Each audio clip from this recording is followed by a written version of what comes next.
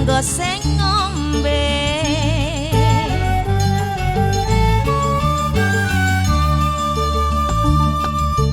Iki lho Mas jamu-jamune, jamu gendong niki lho Mas dipun cobi.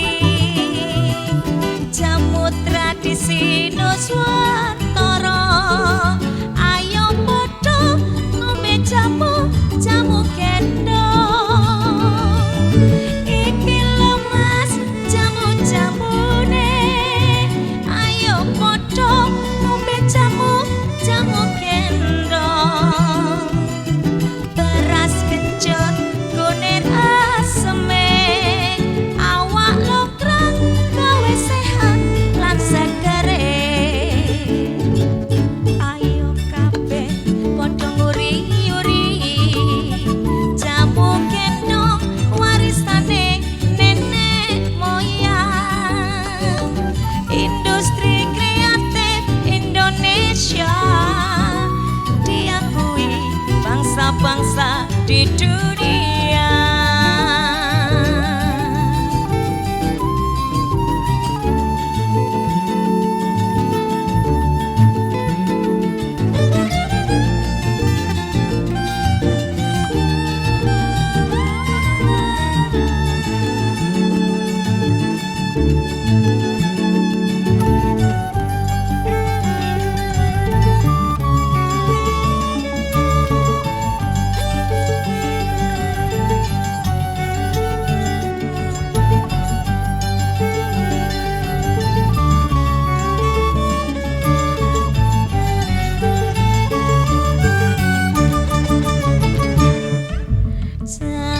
Jamu-jamune, jamu gendong, jamu gendong, jamune, jamu racikan. Sapi puyang roto waline, temu lawak, temu ireng, temu kangen. Padha kangen karo bakule, gendongane kantong semok sawangane. Tak gendong-gendong, tak gendong, sing tak gendong gawe seger kanggo sing ngombe.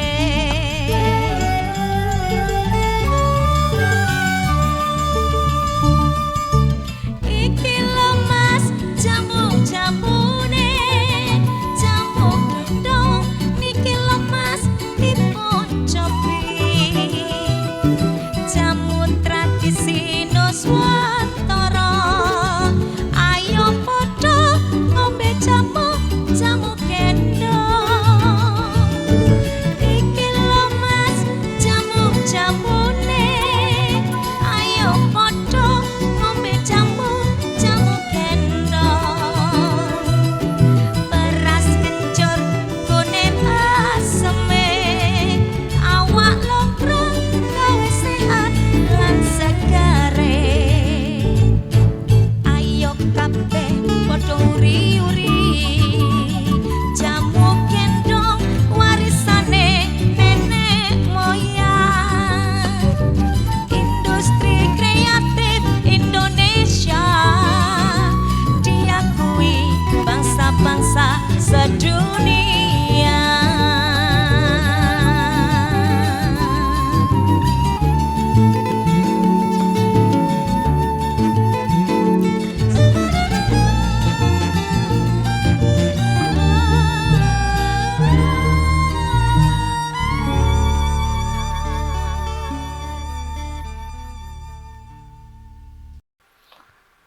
Selamat siang pemirsa, ketemu lagi di acara Santuy. Santuy itu santai sesantai-santainya. Jadi menjadi santuy bareng dua tokoh yang sudah nggak asing lagi dalam urusan perbahasa Jawaan. Yang ini sekaligus menyambut ada rencana Kongres 2023. Aduh ya. Dan pemirsa, di siang hari ini kita ketemu dua narasumber yang luar biasa. Yang ini juga barusan saja kumpul diskusi di satu tempat, membahas bagaimana wong Jawa ki ora kalangan Jawane, Jawa tetap menjadi Jawa. Nah, di sini sudah hadir seorang Profesor Teguh Supriyanto. Selamat siang, Mas. Selamat siang, Mas Marco. Iya, dan juga Mas Dr. Sucipto Hadipurnomo. Luar biasa. Selamat siang, Mas Marco. Ya, yang kemarin yang dulu sempat viral ya. Nama yang sudah tidak asing lagi di dunia maya. Karena kemarin juga sempat menjadi viral yang luar biasa. Dan kali ini hadir kita ngobrol tentang basa Jawa digawa ning ndi gitu. Mau dibawa kemana? Kemudian kongres itu untuk apa dan untuk siapa? Kemudian bagaimana pembinaan bahasa Jawa, bagaimana mungkin kita akan kupas tuntas di sini. Dan saya kira gini, men, kita topiknya kena apa kita ngobrol ini? Soal pengkhianat itu apa, Bi? Apa aja? Ya, kemarin sempat muncul di Fokus Group Discussion tentang keraton. Keraton itu sebagai rumahnya budaya itu. Kok dunia ini pening pengkhianat itu loh. Mana iki pengkhianat sih piye? Makanya biar masyarakat jelas. Kita ini aja di sini kira-kira kenapa kok dunia ini pengkhianat, Mas? Kira-kira panjenengan bisa ini karena panjenengan juga ada di diskusi itu. Betul. Ya. Paling tidak ada dua sumber gitu yang sekaligus bisa saling merecek gitu. Satu yang dimunculkan di media online waktu itu dengan judul Keraton Pengkhianat Utama Bahasa Jawa. Keraton Pengkhianat Utama Bahasa Jawa, dan kemudian di beberapa grup yang saya ikuti juga segera diluncurkan, ditampilkan tautan YouTube yang berisi paparan narasumber berkaitan dengan hal itu. Kebetulan yang menyampaikan itu adalah Pak Hadi Supeno. Beliau adalah kolumnis dan juga mantan Bupati Banjarnegara. Tapi saya kira sedikit agar tidak kemudian pagi-pagi kita mengatakan bahwa keraton adalah pengkhianat bahasa Jawa, itu titik itu. Tetapi konteksnya kan begini, bahwa satu, beliau mengatakan bahwa manusia Jawa itu adalah manusia pengkhianat itu kan. Ya. Sejarah Ken Arok itu adalah narasi awal tentang pengkhianatan Jawa itu. Hingga kemudian peristiwa 1965 gitu. Itu adalah penuh dengan pengkhianatan itu. 65 apa maksudnya? 65 ketika peristiwa G30 SPKI itu.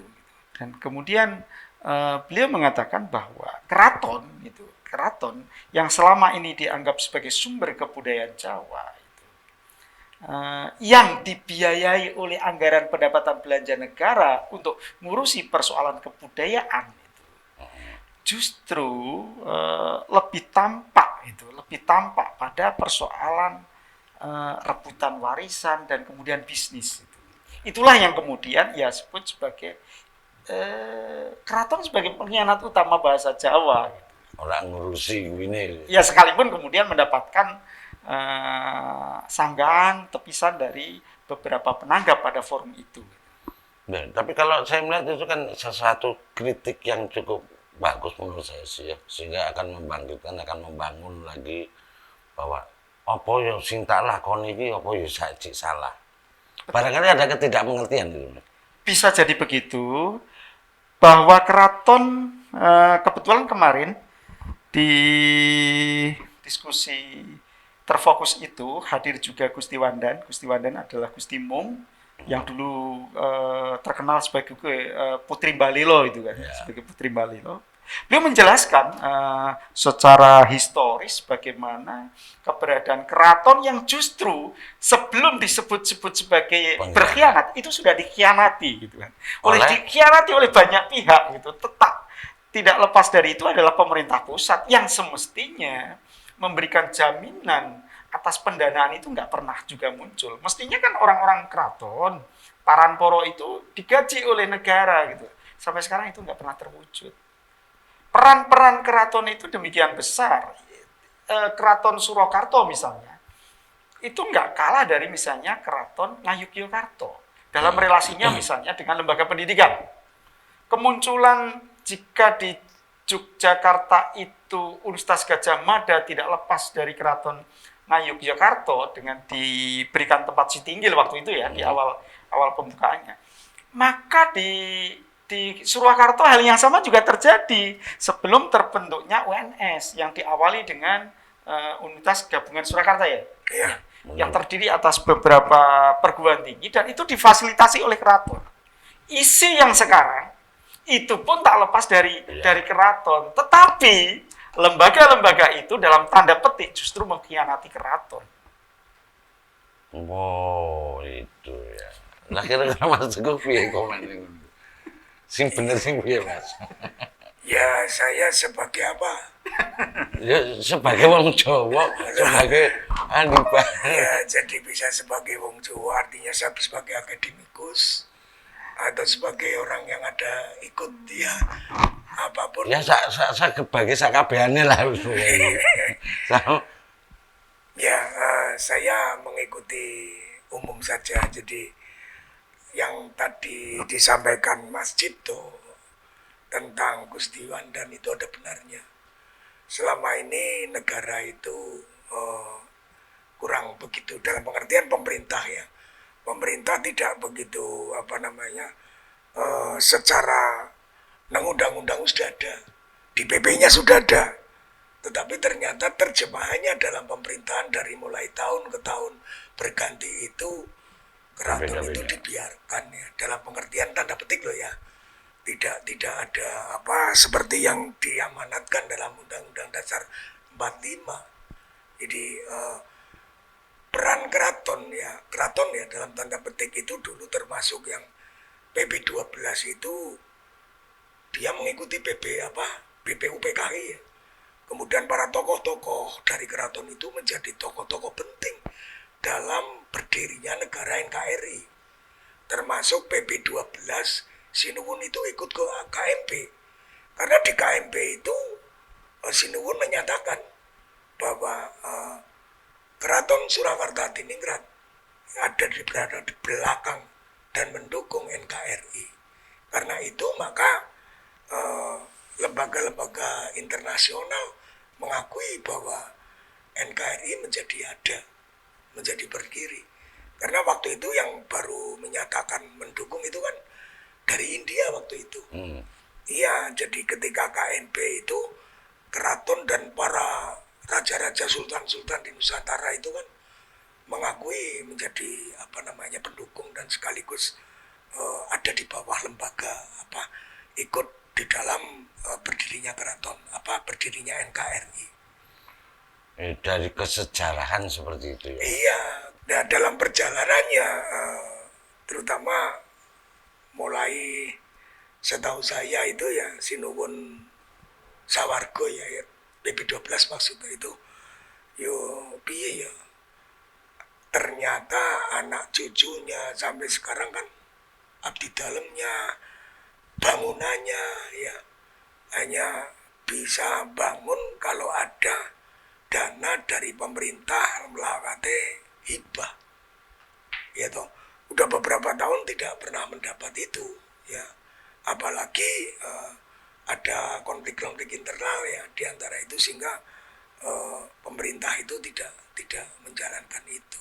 Kemarin sempat saya pertanyakan juga, apakah keraton itu dalam posisi miskin? Pasti tidak, karena wilayah-wilayah keraton itu tidak terbatas di wilayah Surakarta, tetapi merentang sampai di Madura, sampai di Jawa Timur, bahkan di Jawa Tengah, Jogja bahkan itu ada gitu.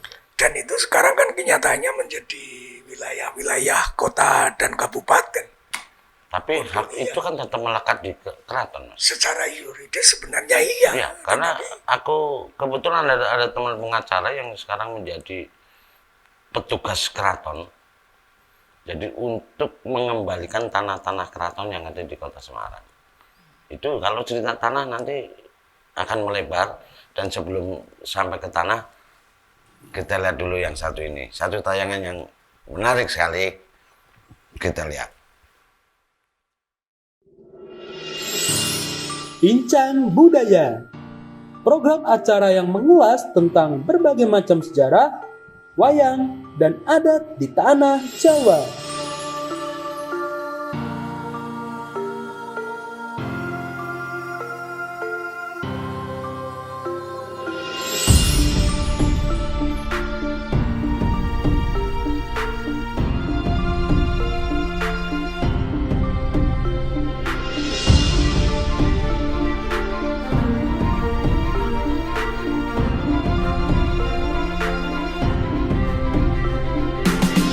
Bincang Budaya hadir setiap hari Rabu pukul 13.00 waktu Indonesia Barat. Hanya di Stipari TV, Media Budaya Nusantara. Oke pemirsa, masih dengan Santuy atau Sabar Santuy bareng Mas Teguh dan Mas Cipto. Yang tadi sudah cukup seru juga tuh pertentangan ini. Bahwa nah sekarang kalau tadi panjenengan bilang bahwa tidak sudah melakukan pemeliharaan kebudayaan apa dan sebagainya, kemudian tidak menerima dana, apakah benar itu dan sampai sejauh mana sebetulnya yang dilakukan oleh keraton, Mas? Saya dulu ya. Tentang pemeliharaan kebudayaan ini. Ya selama ini setahu saya ya, jadi keraton itu melakukan berbagai macam upaya pelestarian itu. Ritual-ritual kebudayaan itu tetap masih jalan. Anggaran dari mana? Bantingan, Mas. Dari gusti-gusti pada bantingan. Ada juga abdi dalam yang baik hati. Termasuk panjenengan ya? Oh, kalau saya termasuk ya saya kan orang Sentono Darah Dalam ya. Jadi saya menjadi paham ya. Gusti-gusti dan para Sentono Darah Dalam itu ya tidak dibayar, bahkan malah melakukan itu upacara itu dengan cara bantingan. Itu selalu, itu yang pertama. Yang kedua, dengan terbukanya keraton zaman Sinuwun 12 untuk ikut mengambil bagian bagaimana mendirikan perguruan tinggi, merelakan tanahnya, merelakan bangunannya untuk kuliah dan sebagainya. Apa itu bukan termasuk peran? Itu kan juga peran. Bagaimana sekarang ASKI menjadi isi, konservatori menjadi embrio untuk perguruan-perguruan yang ada kaitannya dengan nguri-nguri kebudayaan, bahasa dan sebagainya. Itu kan juga termasuk perannya. Yang ini yang tidak dilihat dan tidak dipahami oleh masyarakat. Gitu loh. Jadi sebenarnya kami sudah berupaya luar biasa dengan cara bantingan itu tadi. Nah, terus kemudian abdi dalam itu kan itu gaji itu. Nah, itulah abdi dalam itu ya banyak ya. Ada berapa abdi dalam itu ya bayarannya itu ya matur nuwun. Dan ada beberapa gusti yang baik hati sehingga urunan untuk menggaji para abdi dalam meskipun seberapapun. Tapi alhamdulillah mereka itu secara ikhlas mengambil hikmah berkah ya namanya itu. Jadi banyak yang masih percaya itu dan ya alhamdulillah sehingga sampai sekarang keraton tetap eksis. Dalam pengertian meskipun ada banyak kendala ya dari luar ya, saya tidak akan menyatakan dari mana lah. Dari luar termasuk gusti-gusti diusir untuk keluar dari bangunan keraton. Ngene dhewe kok diusir kan lucu. Nah itu ya enggak apa-apa. Itu memang laku ya. Caranya dalam wayang itu ya pendowo lah. Ya diusir dulu nanti akan muncul kalah perang ya, kalah apa ya, itu mungkin menjadi sejarah yang kekinian menjadi kayak diskorsing ya, dulu gitu ya. Ya barangkali itu ya mungkin sama kan diskorsing. Ya, tetapi para gusti dan para Sentono Darah Dalam itu merasa bahwa ini ujian. Harus kita terima dengan ikhlas, kemudian kita tetap berupaya untuk bagaimana keraton eksistensi kebudayaannya dan menjadi tetap jalan. Jadi pawiatan-pawiatan yang ada di luar, kemudian peran-peran serta para gusti dan para bendoro itu keturunan dari yang menjadi BPKI, BPUPKI dan sebagainya itu kan banyak itu orang-orang wayah dalam ya. Termasuk konservatori dan sebagainya di bidang kebudayaan itu jelas, di bidang pendidikan oke lah. Nah terus di bidang bahasa itu ya ada di samping keraton mempunyai lembaga Pambiworo dan sebagainya, itu sudah melahirkan banyak seperti kemarin yang diterangkan oleh Gusti Wandan, itu juga ribuan loh itu. Artinya ya itu ikut salah satu ngiru-uri, dan itu nyuwun sewu ya bolak-balik kembali lagi danane ora ono. Jadi Benar tuh Mas. Sepengetahuan Yang disampaikan oleh Prof Teguh itu misalnya contoh yang terakhir tentang pawiyatan ya, Pambiworo itu kan, yang dilaporkan sudah meluluskan lebih dari 3.000 lulusannya gitu. Itu kan berkaitan dengan Toto Coro, Panoto Coro dan lain-lain itu kan nggak usah keraton itu. Yang namanya Yayasan Kantil, yang namanya Permadani, terus itu lagi Swagotro. Ya bahkan himanya Stipari aja kan bisa bikin lah itu pelatihan itu gitu. Itu sehingga itu memang bagus dilakukan itu. Tetapi saya kira kapasitas itu terlalu kecil untuk dimainkan oleh lembaga yang demikian besar yang bernama keraton. Itu satu. Kemudian peran-peran yang justru pada waktu itu dimainkan oleh Ingkang Sinuwun Pakubuwono itu pada tahun 75-an pada saat mengantarkan berdirinya UNS itu, atau masa-masa sebelum itu ketika kemudian menjadi embrio lahirnya ISI gitu kan. Itu adalah spirit gitu kan. Ya. Tetapi spirit seperti itu saya kira perlu diteruskan gitu. Kenapa kemudian terjadi link yang terputus antara keraton dan UNS misalnya, antara keraton dan ISI. Kita bandingkan antara UGM dan keraton Ngayogyakarta. Betapa Sri Sultan Hamengkubuwono itu hadir sebagai ketua Dewan Wali Amanat. Itu kekuasaannya besar sekali terhadap UGM. Orang UGM nggak pernah berani menyentuh kepada Sri Sultan Hamengkubuwono. Relasinya sangat dekat itu. Ya, kira-kira menurut jenengan apa yang membuat putus itu sih Ajan? Jelas, kalau saya harus mengatakan di situ ada pengkhianatan. Entah siapa yang melakukan pengkhianatan.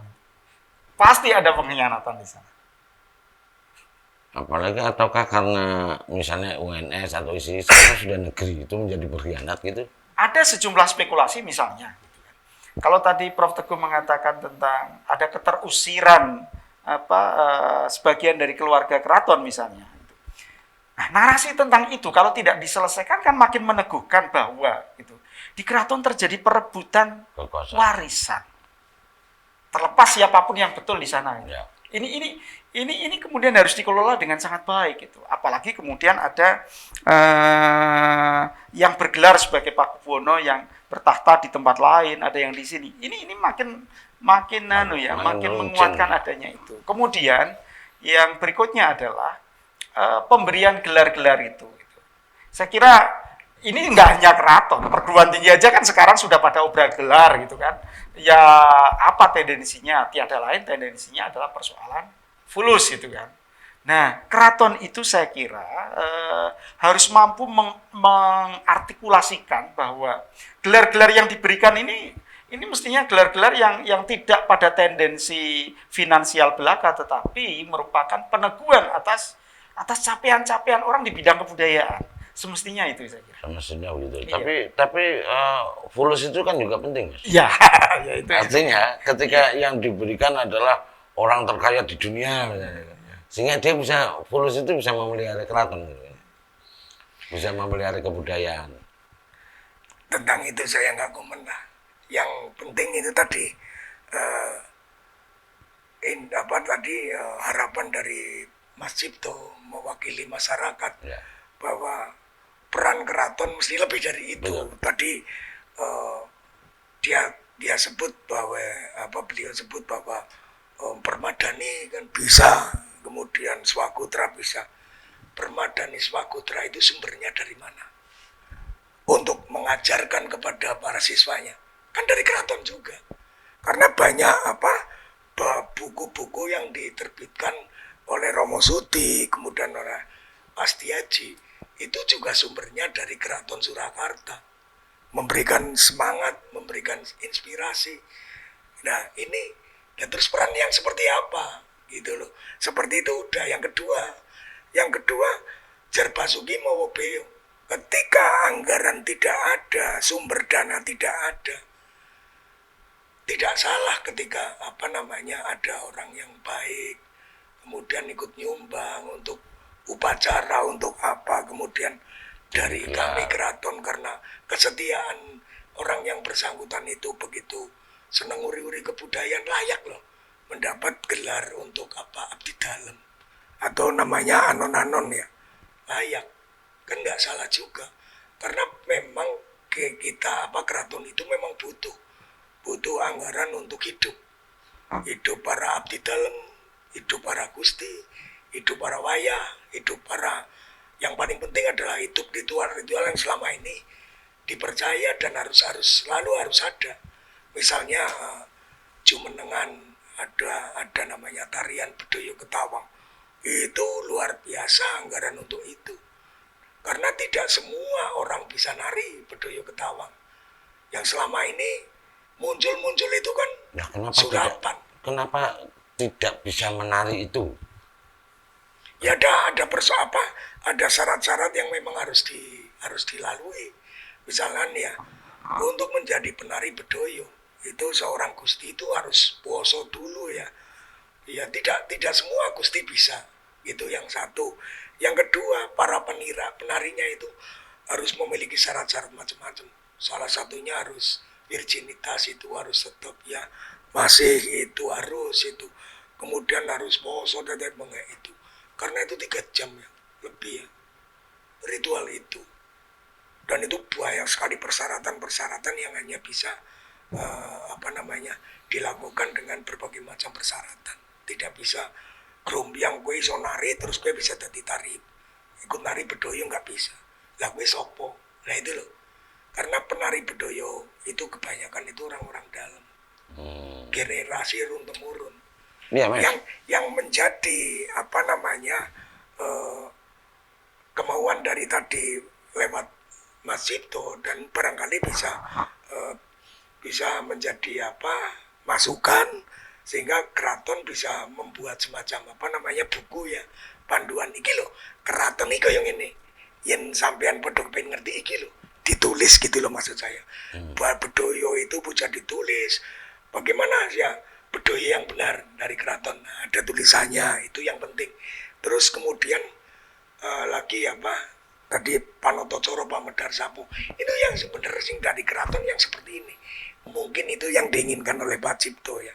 Tapi kami keraton itu sudah berupaya untuk itu, memang butuh dana untuk ya tidak sekedar menuliskan, ya perlu siapa yang menerbitkan dari akademisi kan jenengan itu nggak ada ketertarikan nulis itu. Kenapa?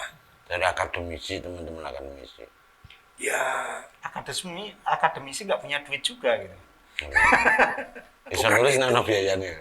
Bukan itu persoalannya. Yang nulis itu kalau akademisi memang dia tahu. Kan begitu. Jadi tidak semua orang yang paham tentang budaya. Kalau di keraton yang paham banget tentang budaya Ketawang itu Gustimu. Gitu loh. Nah misalnya untuk yang tari, yang lain, ada orang-orang tertentu yang memang pakar di bidang itu. Tapi saya kira persoalan kalau dianggap sebagai persoalan pokoknya adalah pembiayaan gitu. Ya. Lantaran pemerintah tidak memberikan pendanaan yang memadai terhadap keraton. Saya juga mempertanyakan di mana posisi tawar keraton gitu kan. Kenapa pemerintah misalnya lebih merasa bersalah atau takut apabila tidak memberikan dana yang memadai kepada organisasi kemasyarakatan keagamaan. Ormas itu kan dananya gede kan, Mas? Ya. Ya. Tapi kenapa keraton tidak diberikan? Artinya apa? Secara politik atau secara apapun, keraton tidak memiliki posisi tawar untuk itu.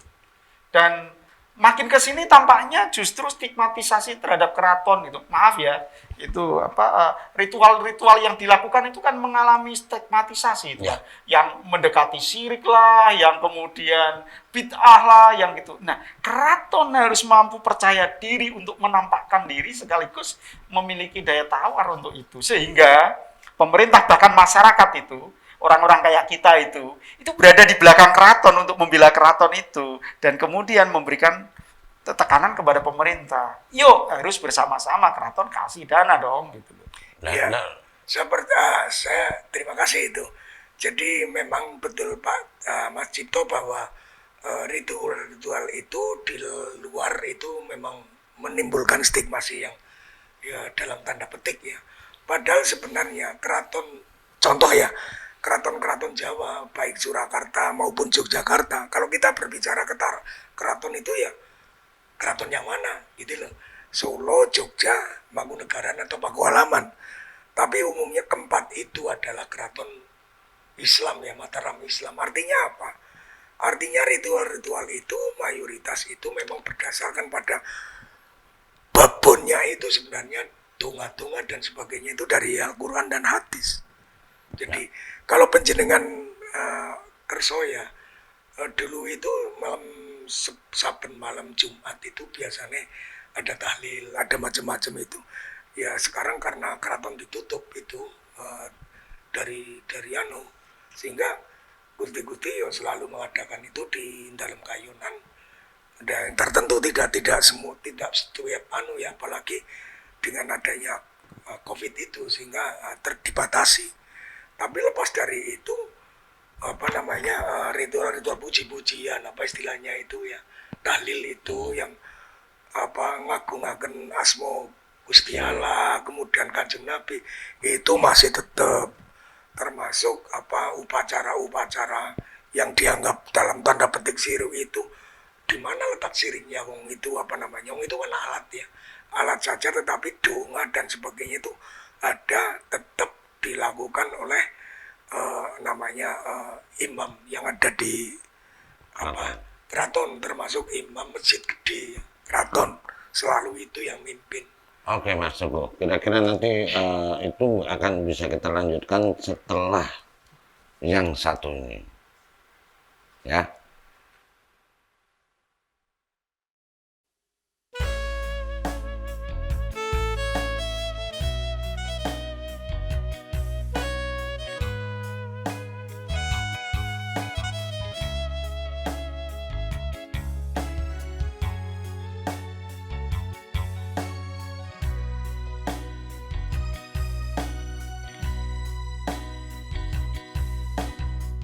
Bukan hanya sekedar kata, tapi hati inilah yang berbicara. Namamu kian terdengar mesra, memilihmu membuatku bahagia. Bukan hanya sekedar bujuk rayu, tapi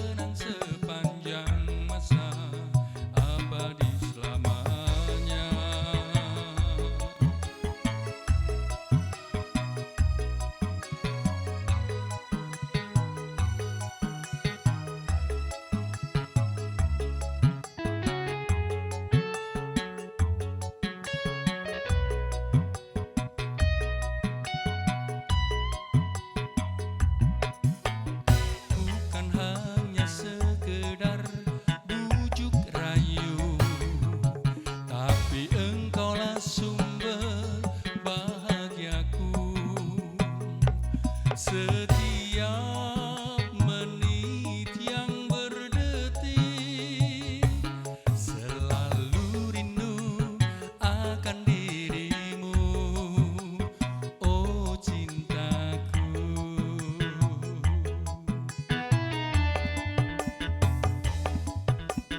Aku tak salah memilikimu,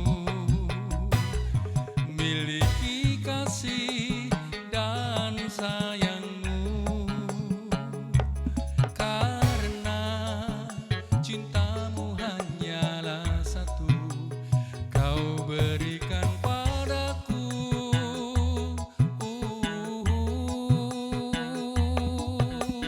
Mungkin begini harusnya cinta, jalan berliku berdamping cerita. Pastilah terkenang sepanjang masa, abadi selamanya. Pastilah terkenang sepanjang masa, abadi selamanya.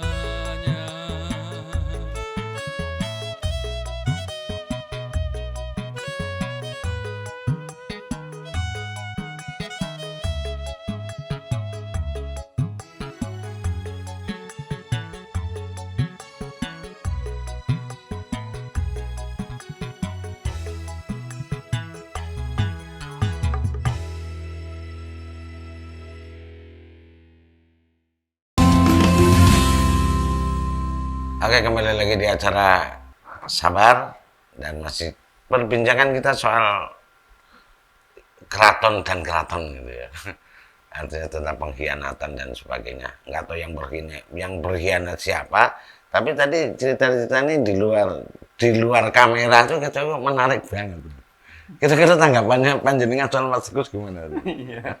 Ya tadi saya kan mempertanyakan tentang kenapa sih pemerintah itu takutlah gitu, sebut saja begitu, untuk tidak memberikan pendanaan yang memadai terhadap organisasi keagamaan, organisasi kemasyarakatan, keagamaan itu. Tetapi kesannya kan enteng-enteng saja ketika tidak mengongkosi, nggak memberikan dana kepada keraton itu loh.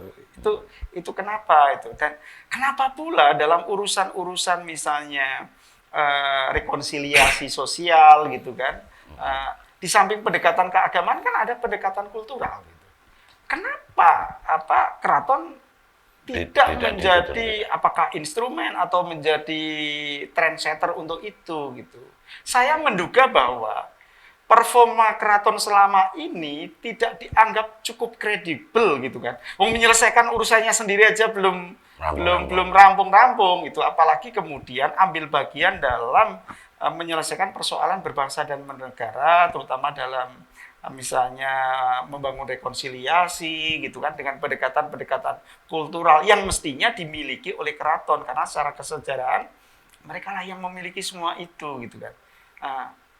Kebudayaan yang dimiliki oleh keraton itu cenderung artifisial belaka gitu, nggak fungsional gitu untuk kemudian menjawab persoalan-persoalan berbangsa dan bernegara secara aktual ini gitu. Gini, kita berbicara tentang bagaimana peran keraton dan bagaimana peran di luar keraton. Artinya peran lembaga-lembaga di luar keraton tadi dalam perbincangan itu politik wilayah. Yang ada di sana yang membuat anggaran tetepung itu orang-orang partai politik kan, politik will. Sekarang keraton ada nggak di sana? Itu persoalan. Bahwa oleh karena itu tadi jadi pencitraan.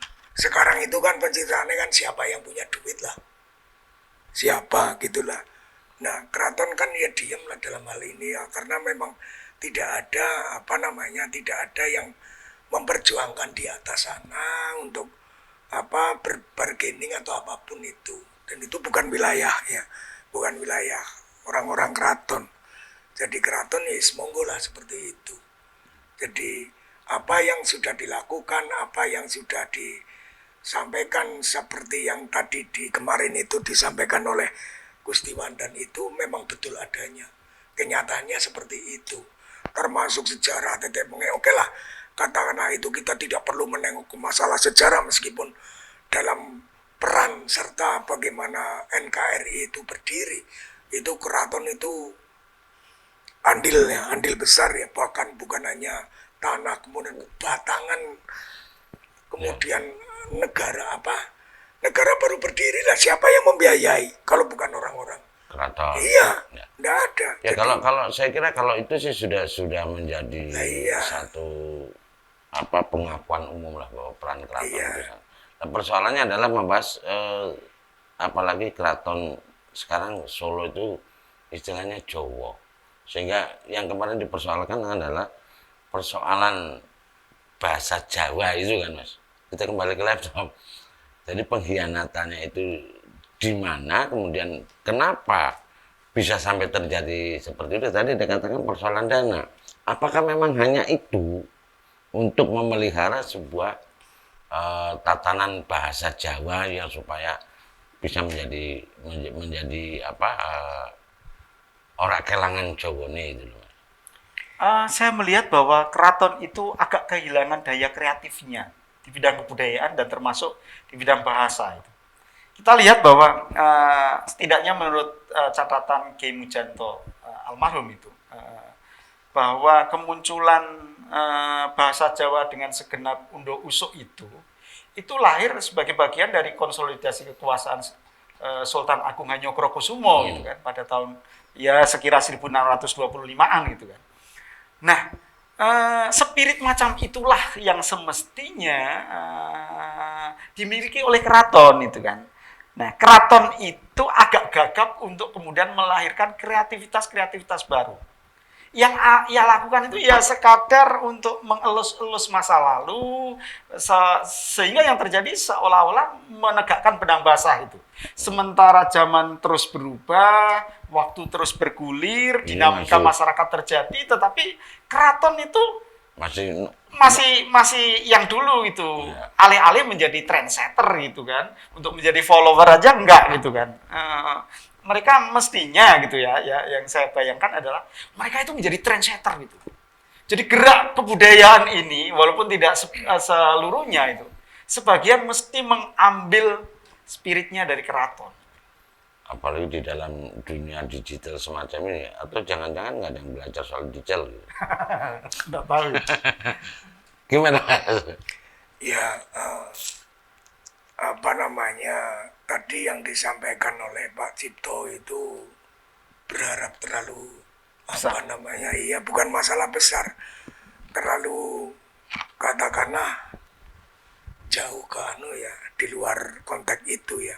Jadi keraton pada saat ini itu berbeda pada saat waktu dulu belum merdeka. Ini penting supaya konteks ini menjadi jelas.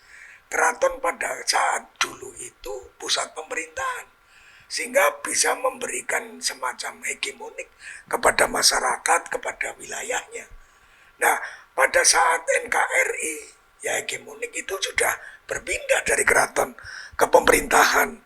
Terus-menerus, yaitu pemerintahan pusat, NKRI gitu loh tentunya. Jadi keraton itu menjadi menjadi semacam tanda petik itu untuk ngurusi tentang kebudayaan. Kebudayaan ada di keraton, gitu loh. Jadi itulah kebudayaan yang ada di keraton yang harus kita uri-uri. Bagaimana mau mengembangkan Jerbasuki Moyo tadi kan sudah, dan Gusti Mung dan teman-teman itu sudah poro-poro Gusti dan para kerabat keraton sudah maksimal melakukan sesuatu dengan cara urunan, dengan cara apapun. Gitu loh. Jadi mestinya harus seimbang ketika panjenengan melihat itu dalam konteks kekinian itu ya tidak bisa dikembalikan lagi pada zaman Sultan Agung. Tidak bisa. Ya, karena maaf ya, jadi namanya kekuasaan itu menjadi penting untuk mengafirmasi masyarakat dan kemudian image-image yang ada gitu, tidak bisa. Ya, saya kira yang seperti itu. Kalau menilai dari obrolannya Mas Cipto ini nggak cuma bukan kita melihat bahwa keraton adalah pusat pemerintahan atau sebagai apa. Artinya orang awam aja sekarang bisa menjadi viral kan gitu. Betul, itu yang mau saya bilang bahwa sesungguhnya power itu tidak semata-mata dan hegemonik itu nggak hanya semata-mata bisa diciptakan oleh mereka yang memiliki kekuasaan dalam arti pemerintahan. Iya. Jadi sekarang kan kehadiran para influencer itu kan itu adalah sumber kekuatan juga gitu. Nah, pertanyaannya adalah insan-insan keraton itu mampu nggak mentransformasikan diri gitu untuk kemudian hadir sebagai sosok-sosok yang kemudian berpengaruh, sosok-sosok yang menginspirasi gitu kan. Itu dari sisi sosoknya, belum berbicara soal institusi, kemudian berbicara soal atmosfer dan lain-lain itu. Ini memang tantangan besar bagi keraton. Nah, apakah nggak perlu juga teman-teman yang ahli di bidangnya itu ikut bertarung di dalamnya untuk mempertahankan? Itu yang penting. Jadi keraton itu mesti bukan hanya ada keluarga, keturunan. Nah, kalau ingin berbicara kebudayaan dalam konteks masjid, toh orang seperti penjenengan itu menjadi peran yang bagus. Sementara keratonnya terbuka nggak untuk begitu? Ya sangat terbuka dong ya. Ini kan ketika kita dunia viral, dunia apapun. Keratonnya kan terbuka, tapi begitu ada kritik terhadap keraton, 1-2 orang keraton juga seperti kebakaran jenggot. Ya, karena, itu wajar. Jadi saya luruskan. Ya karena kalimatnya itu kalimat mendiskreditkan ya, tidak melihat. Ya sehingga ya wajar ketika ada yang dengan meluap ya. Wajar emosi sesaat. Nah, ya wajar lah karena itu kalimatnya kalimat yang cenderung mendiskreditkan. Nah, sekarang kalau kita ingin mendudukan diri pada porsi yang sebenarnya, yang diciptakan, apa yang ditulis atau yang diungkapkan oleh Pak Adi Penuh itu sebenarnya kan umum. Nah, keratonnya itu keraton yang mana? Gitu loh. Itu tidak menyebut sama sekali keraton Solo, tidak menyebut itu. Jadi kemarin reaktifnya itu kan karena kalimat pengkhianat itu sehingga menghilangkan keseluruhan substansi itu. Oke, Mas, jadi kayaknya kok ini untuk karo ayam. Untuk karo ayam ini dhisik gitu. Siapa yang mengkhianati, siapa yang dikhianati. Ini kan menjadi angel tinemu. Atau jangan-jangan kita yang dikhianati. Ada pihak ketiga yang mengkhianati. Nah, sekarang kita bicara soal bahasa Jawa, kenapa mau Jawa lan Jawa gitu, Mas? Artinya bagaimana sebetulnya usaha dari teman-teman aktivis bahasa Jawa atau teman-teman dari pemerintahan ini, bagaimana mengejar ketertinggalan basa Jawa sing ilang Jawa nih? Orang lebih suka bicara, lo gimana lo gue yang bukan itu merupakan Betawi gitu loh, bukan kamu aku gitu. Nah makanya kenapa Betawi lebih gampang muncul di anak muda daripada Jawa itu? Ini tadi yang saya ingin menggarisbawahi penjenengan, wong Jawa ilang Jawane. Iya. Bahasa Jawa hilang bahasanya, artinya orang-orang Jawa itu hilang Jawane. Pertanyaan Pak Cipto itu bisa masuk dalam konteks ini, wong Jawa hilang Jawane. Neraca dalam tanda petik kan dalam etika Jawa ya. Tetapi bahwa itu saya pribadi merasa bahwa ini sebenarnya kritik untuk supaya lembaga keraton manapun ya, bukan Solo, bukan Jogja, bukan yang lain, itu harus membuka diri dan melihat dinamika yang ada di luar keraton. Dan yang paling penting, keraton bisa memberikan penjelasan secara itu sehingga misunderstanding tentang dalam tanda petik menganggap keraton harus seperti ini itu dihindari. Ya, jadi saya kira kalau saya lebih bicara keraton harus dijamani.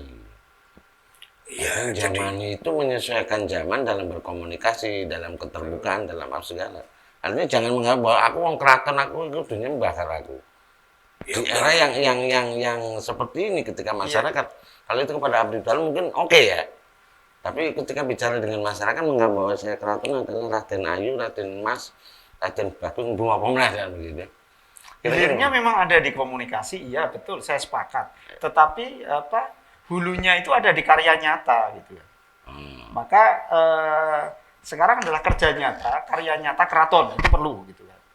Dengan melakukan transformasi diri, dengan kemudian keraton itu kan ya noting zaman kelakon itu kan juga idiomatik keraton banget gitu kan. Nah itu dengan demikian kemudian keraton mampu mengevaluasi diri gitu kan. Nah, kayak apa sih yang selama ini dilakukan?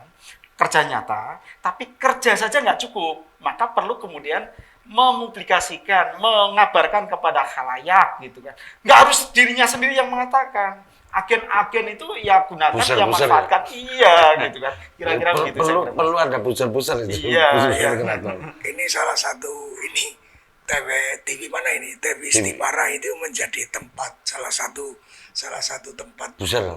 topik ini kan bisa menjadi ikut mengabarkan yang kita bincangkan ikut mengabarkan kepada halayak bahwa keraton seperti tuduhan yang dianu ya tidak seperti itulah ya. Jadi apa yang sudah dilakukan keraton ya kita ikut ambil, kita harus ikut merasa memiliki. Ini keraton Jawa. Kita itu orang Jawa. Kita harus ikut merasa memiliki antar ini sehingga ngerti dadi wong Jawa gitu loh Mas. Gitu barangkali. Itu yang mungkin dimaksudkan Mas Cipto itu keraton belum bisa mewakili Jawa nih gitu. Dan kita harus mencintai keraton dengan cara yang benar. Ya. Sebagai wong Jawa saya harus mencintai keraton dengan cara yang benar. Betul. Jadi misalnya wong Semarang untuk mencintai keraton, jadi itu yang saya maksudkan bahwa belum bisa mewakili menjadi Jawa. Bagaimana cara mewakili menjadi Jawa? Saya kira karya nyata, kemudian komunikasi, kemudian publikasi itu menjadi satu hal yang sekarang ini mesti berubah dari pihak keraton sendiri. Saya malah curiga jangan-jangan itu apa namanya pertentangan kultural ya. Pak Cipto itu kan dari Padi. Jangan ikut menjadi apa. Loh, tapi sing memulai Haji Supenol. Dia kan orang-orang Banyumas. Bukan katanya Banyumas beda Pak. Banyumas dan Padi itu kan orang Nyun Sewu kalau dalam apa peta meminjam istilah kebudayaan Jawa yang dibuat oleh Londo. Itu kan negari, Monconegari dan kemudian pasisir gitu.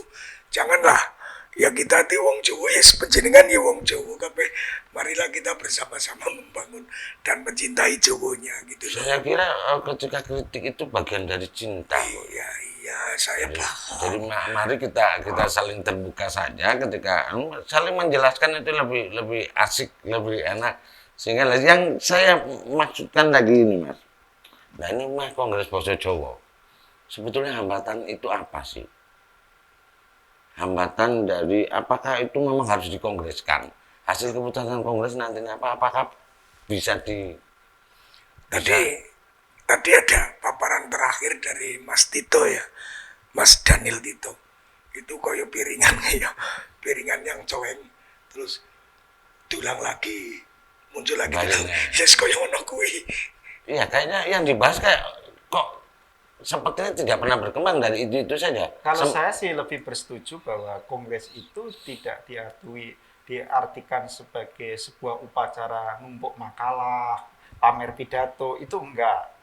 Justru kongres itu semestinya menjadi badan kongres, kayak partai kongres gitu. Ya. Jadi ia semacam menjadi anjing penjaga yang tidak hanya berhenti pada perhelatan 5 tahunan, itu yang kemudian terjebak sebagai arisan belaka sekarang. Tetapi badan pekerja kongres itu bekerja sepanjang waktu yang ia menjadi anjing penjaga. Jika ada pemerintah kota atau kabupaten yang nggak benar dalam hal membina, mengembangkan, memanfaatkan bahasa Jawa, semprit itu. Mereka yang bagus berikan apresiasi. Ya. Tokoh-tokoh yang bagus berikan penghargaan itu. Yang seperti itu pemerintah yang nggak punya perda soal itu semprit lagi gitu kan. Saya kira dan perlu diteriakkan dan ia menjadi anjing penjaga. Nah, mereka itulah yang perlu untuk dibiayai gitu loh. Itu lebih penting daripada sekadar menumpuk makalah atau parade pidato aja gitu. Nah, itu saya sepakat sekali dan karena beberapa kali termasuk yang dulu di UNES sampai itu apa IKIP yang ini. Tapi ada Dewan Bahasa Jawa Tengah ya? Ya. Iya, ada ya Dewan Bahasa ya? Dulu ada. Oh, masih ada itu? Sudah ada anggarannya. Oh gitu. Nah, cuma Orangnya karena juga nggak tahu yang mana pengurusnya. apakah semuanya itu memang terpatok pada anggaran ya Mas? Iya. Kok kayaknya setiap Ya begitu mari ada- kita bertanya pada diri sendiri. Para personal pengurus itu kenapa pada tidur ya? Ini kan pertanyaan untuk kita. Lah, iya. Ya, oke. Iya Mas, karena saya melihat ini saya di lapangan aja ya. Aku melihat bahwa katanya sudah melahirkan ini itu dan sebagainya. Oke, sekarang menjadi kurikulum muatan lokal tentang bahasa Jawa. Nah, tapi kenapa masih juga belum membumi ketika di SD, di SMP, di SMA sudah diajarkan bahasa Jawa? Menurut panjenengan itu apa, Mas? Iya, ini mulai dari level teratas sampai terendah gitu kan.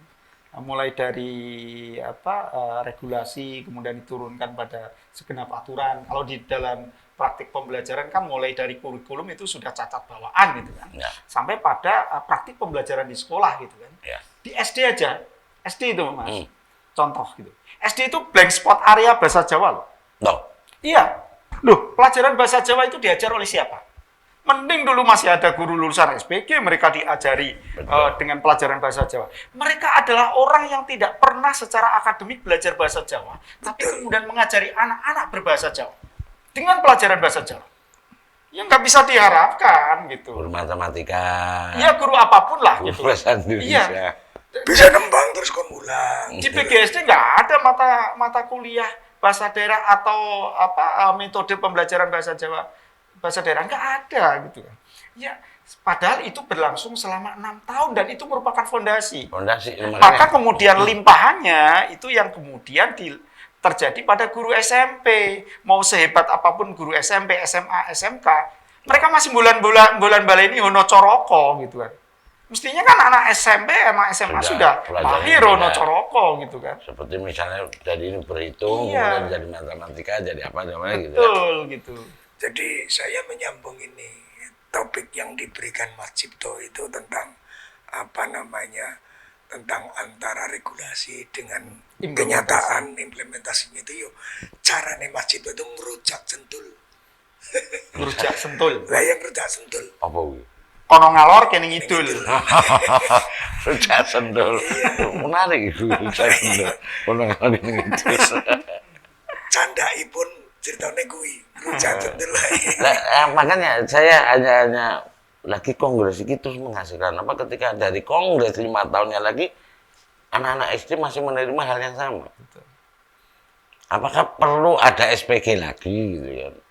Ya, saya kira memang apapun bentuknya, guru-guru yang mengajarkan bahasa Jawa adalah guru-guru yang memiliki kemampuan secara keilmuan, terutama itu. Ya. Karena banyak guru yang sesungguhnya bukannya tidak bisa mengajar, tapi nggak berilmu soal bahasa Jawa. Jadi persoalan itu banyak sarjana bahasa Jawa juga, apalagi dengan adanya booming semenjak tahun 2005. Itu ya guru-guru bahasa Jawa itu kucem-kucem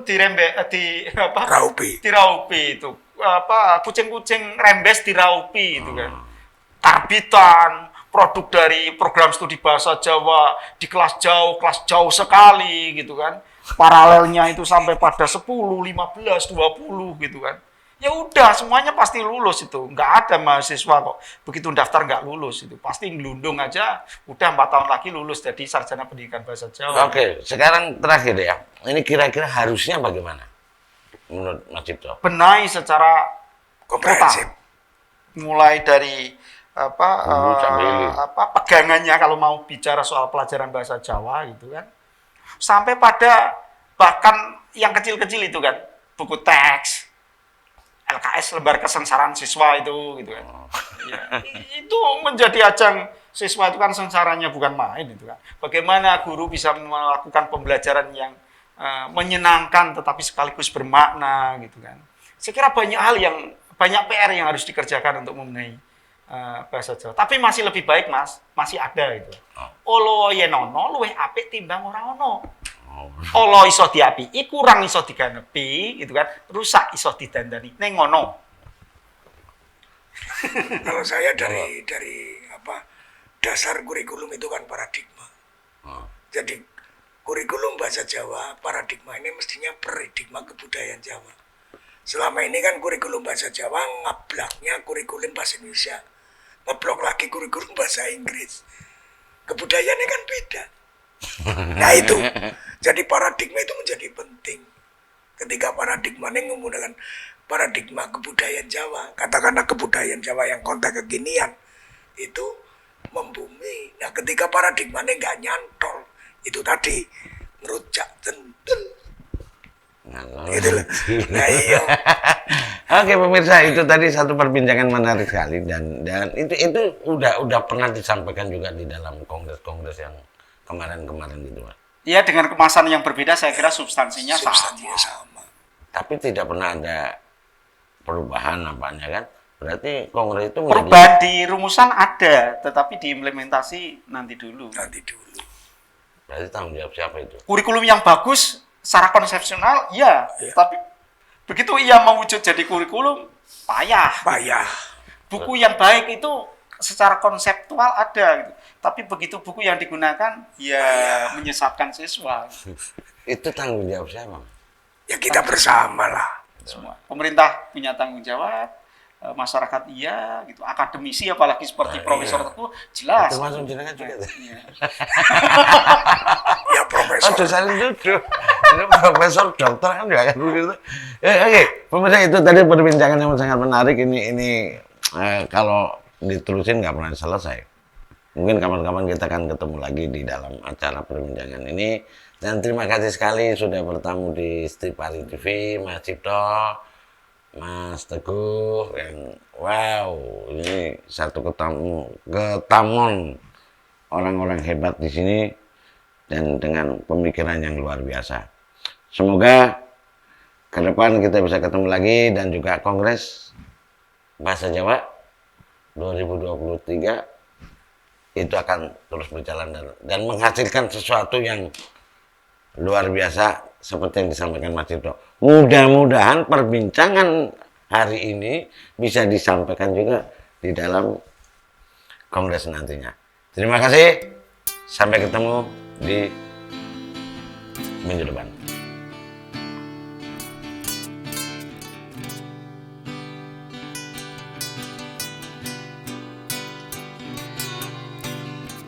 Jangan, oh jangan kau datang padaku,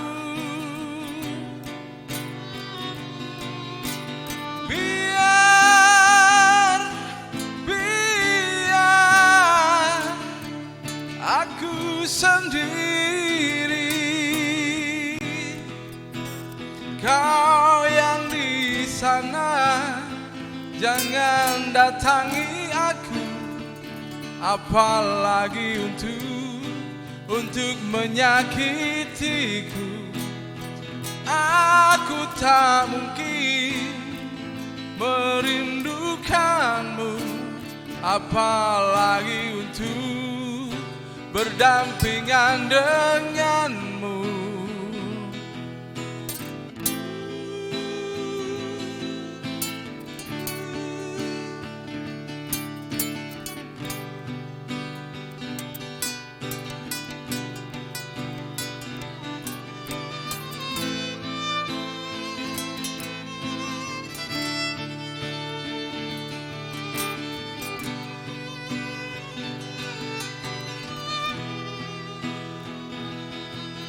Jangan kau datang padaku, biar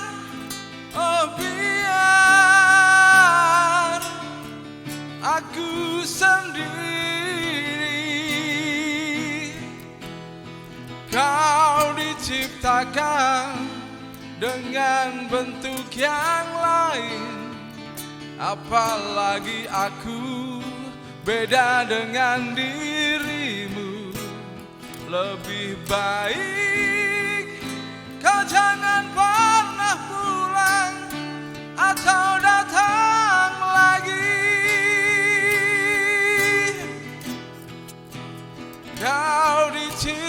ciptakan dengan bentuk yang lain. Apalagi aku beda dengan dirimu. Lebih baik kau jangan pernah pulang atau datang lagi. Lebih baik